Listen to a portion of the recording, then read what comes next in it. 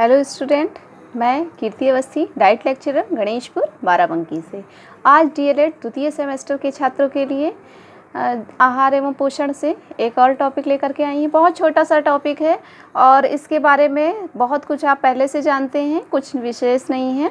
देखिए, आज टॉपिक का नाम है भोजन के कार्य एवं स्रोत। तो भोजन के कार्य कौन कौन से हैं और किन किन माध्यमों से भोजन हमें प्राप्त होता है।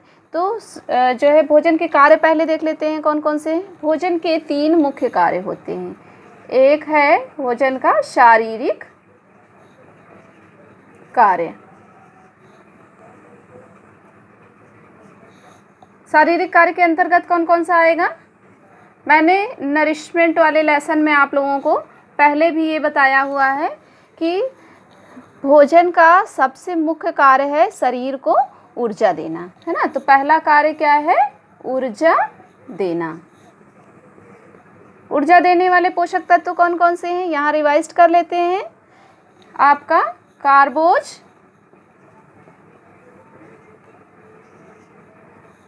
प्रोटीन, वसा, है ना। ये तीनों क्या करते हैं?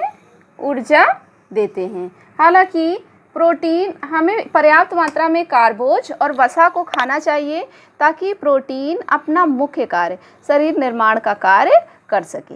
अगर हम जो है कम मात्रा में कार्बोज या वसा कर देंगे तो क्या करेगा? प्रोटीन फिर जो है ऊर्जा देने लग जाएगा बॉडी को, और जो उसका मुख्य कार्य है शरीर निर्माण का वो नहीं कर पाएगा। अच्छा, दूसरा कार्य क्या है? शरीर का निर्माण करना। शरीर की वृद्धि एवं निर्माण, ये कौन करता है मुख्यतः? प्रोटीन और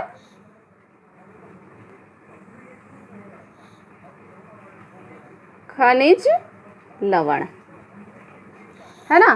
प्रोटीन देखिए, जैसे कि अगर हम कहें हीमोग्लोबिन, तो हीमो क्या है? हीमो लोहा है, आयरन, और ग्लोबिन एक प्रकार की प्रोटीन है जो मिल करके हीमोग्लोबिन का निर्माण करेगी, जो शरीर में लाल रक्त कणिकाओं के निर्माण करते हैं। इसी प्रकार से अगर हड्डियों की बात करें तो हड्डियां किसकी बनेंगी? कैल्शियम फास्फेट की। तो इस प्रकार हम देखते हैं कि हमारे शरीर के मुख्य अंग, ऊतक, ये सारी चीज़ें किनसे बनते हैं? इन्हीं पोषक तत्वों से। तो यही पोषक तत्व या भोजन हमारे शरीर में शरीर की वृद्धि और निर्माण कार्य करता है। शरीर का एक और मुख्य कार्य है, वो क्या है? सुरक्षा देना, सुरक्षा करना, है ना। इसको प्रतिरक्षा भी कह सकते हैं।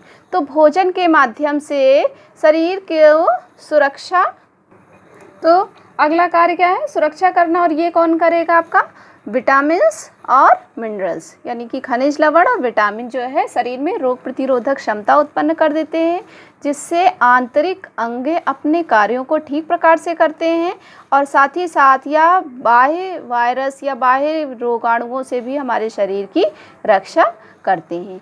तो यह मुख्य कार्य है जो है शारीरिक कार्य के अंतर्गत आते हैं। अगला भोजन का कार्य क्या है? मानसिक या मनोवैज्ञानिक कार्य। तो मानसिक कार्य क्या है? देखिए, अगर हम भोजन नहीं किए होते हैं तो हमें पूरा दिन ऐसा फील होता है जैसे कि आज हमने भोजन नहीं किया है। मान लीजिए आपको खूब ढेर सारी दाल मोठ और चाय और बिस्किट दे दिया जाए, तो आप पूरा दिन यही कहेंगे, आज तो कुछ खाया ही नहीं, आज तो कुछ खाया ही नहीं। क्यों? क्योंकि हमारा मेंटल पीस ऐसा हो जाता है कि हमको आत्मिक संतुष्टि के लिए भोजन करना होता है।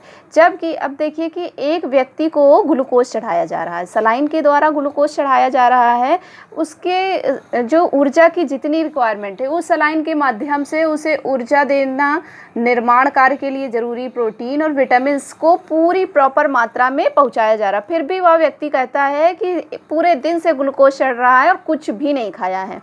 तो मतलब यही है कि मानसिक या मनोवैज्ञानिक रूप से भी भोजन खाना जरूरी है, क्योंकि यह आत्मिक संतुष्टि देता है। अच्छा, फिर उसके बाद है भोजन के सामाजिक कार्य। सामाजिक कार्य देखिए, हम अपनी प्रतिष्ठा या पद को कैसे प्रदर्शित करते हैं। लोगों को बुलाएंगे, भोजन कराएंगे, तो देखिए कि शादी विवाह हो गया, बर्थडे पार्टी हो गई, इन सब में क्या किया जाता है कि बड़ी सी दावत दी जाती, तरह तरह के व्यंजन परोसे जाते हैं। किस लिए? व्यक्ति को अपनी सामाजिक प्रतिष्ठा दिखानी होती है। तो यह एक अच्छा माध्यम सामाजिक कार्य के जो है भोजन का है। देखिए, अगर कोई व्यक्ति किसी अचीवमेंट को प्राप्त करता है तो लोग क्या कहेंगे, उसे मिठाई खानी है। ऐसा नहीं है कि उस मिठाई से ही सब कुछ चलने वाला है, लेकिन ये भावनाओं को प्रदर्शित करने का भी एक माध्यम होता है। इसी तरह से शौक का भोजन बहुत साधारण सिंपल सा बनाया जाता है, ताकि खाने से ही पता चलता है कि यह शौक या दुख का बनाया गया भोजन है। तो इस प्रकार से भोजन के कार्य शारीरिक कार्य, मानसिक कार्य और सामाजिक कार्य हैं। अब हम बात करेंगे कि भोजन के स्रोत कौन कौन से हैं। तो भोजन दो मुख्य स्रोतों से प्राप्त होता है। एक है वनस्पति जगत से प्राप्त भोजन और दूसरा है जंतु जगत से प्राप्त भोजन। वनस्पति जगत में आपका अनाज हो गई, दालें हो गई, मसाले हो गए, हरी सब्जियां, फल, अन्य सब्जियां, ये सारा कुछ जो आप गुड़, चीनी और जितनी चीज़ें हैं जिनको प्राप्त कर रहे हैं, ये सब वनस्पतिक जगत से पाए जाते हैं। अच्छा, एनिमल्स रिसोर्सेज क्या होंगे?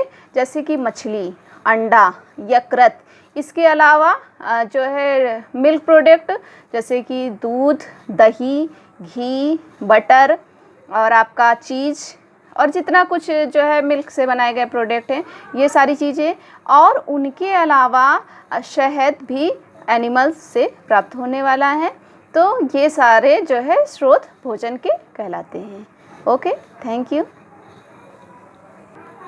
एक चीज़ हम लोग और देख लेते हैं कि माइक्रोन्यूट्रिएंट्स क्या होते हैं और मैक्रोन्यूट्रिएंट्स क्या होते हैं। माइक्रो, देखिए नाम से ही स्पष्ट हो रहा है, माइक्रो यानी जो है न्यूट्रिएंट्स, वो पोषक तत्व जो लार्जो क्वांटिटी में हमारी बॉडी को रिक्वायर्ड होते हैं, जिनकी आवश्यकता बहुत ज़्यादा मात्रा में होती है।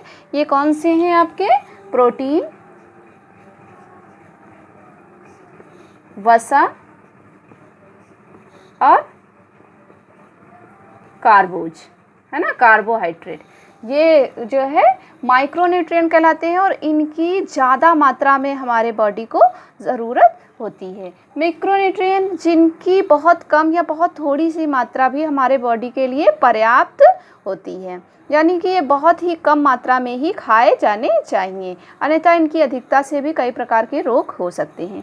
तो मैक्रोन्यूट्रिएंट्स के अंतर्गत कौन कौन सा आएगा आपका? विटामिन्स